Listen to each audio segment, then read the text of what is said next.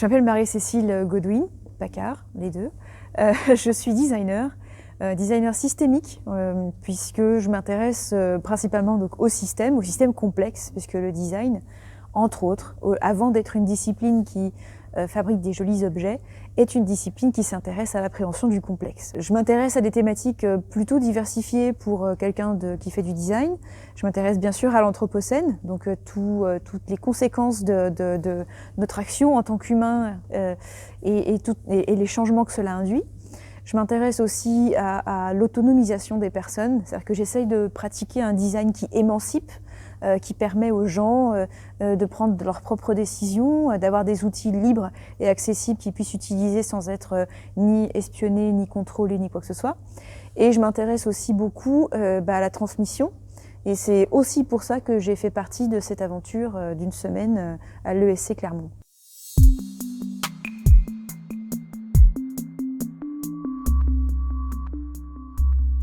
En général, quand on crée ce genre de semaine un petit peu particulière pédagogique, je suis facilitatrice, on va dire, un peu chef d'orchestre.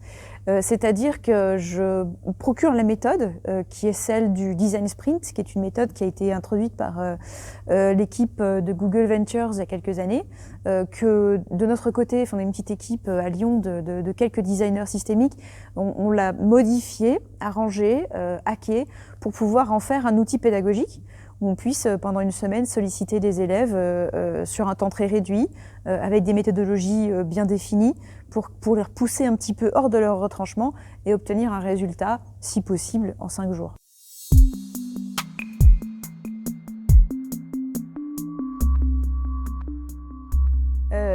Oui, je vois une évolution. Dès les premières minutes d'introduction du sujet low-tech ont été compliquées. On sentait que les étudiants, bien sûr, arrivent dans un amphi, on leur fait une présentation sur un truc qu'ils ne connaissent pas, qui ne les touche pas du tout, qui est la low-tech, qu'ils ne pratiquent pas du tout au quotidien. Donc on sentait peut-être quelques défiances et puis un public pas très attentif.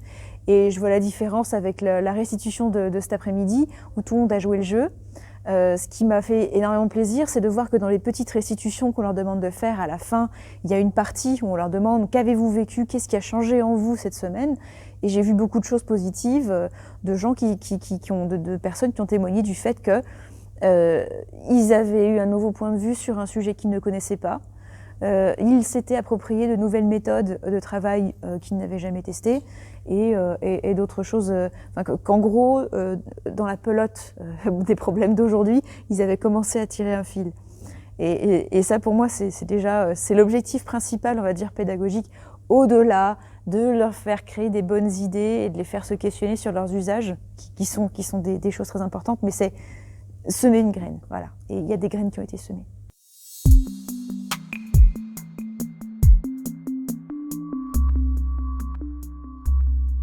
Je pense que c'est extrêmement important. Alors, la démarche design a un avantage, c'est qu'elle demande d'interroger les usages. Une chose qui se fait relativement peu, je pense. Je regarde mon compère Emmanuel pour confirmer parce que je n'ai pas fait l'école de commerce et ce que j'en vois, c'est de l'extérieur. Interroger les usages, remettre en question le statu quo, c'est-à-dire ne pas absorber les outils et les méthodes et les métaphores qu'on nous propose et se permettre de les remettre en question.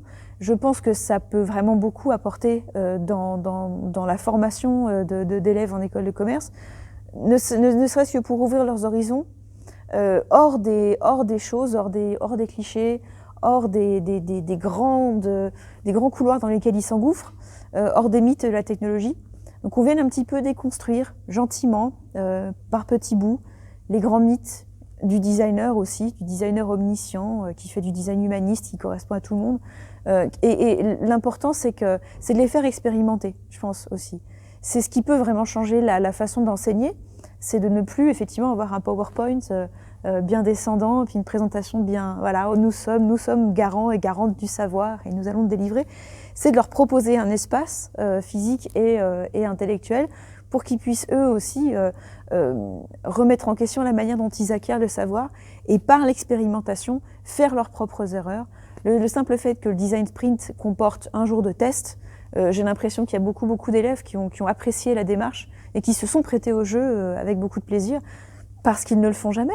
parce que nombre de projets sont conçus aujourd'hui sans même consulter les utilisateurs et utilisatrices finaux et finales. C'est aberrant, il faut que ça change et on est là pour ça.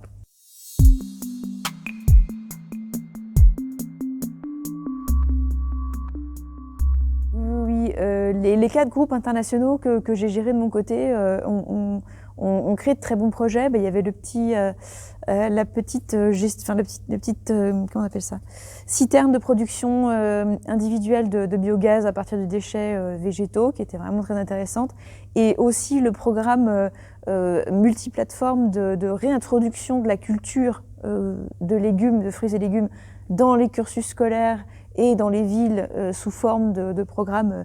On commence par l'école, on étend aux familles, ensuite on propose des outils communautaires pour venir aborder la nourriture différemment et la cultiver soi-même et revenir aux fondamentaux de l'éducation. Ça me parle beaucoup. Ouais.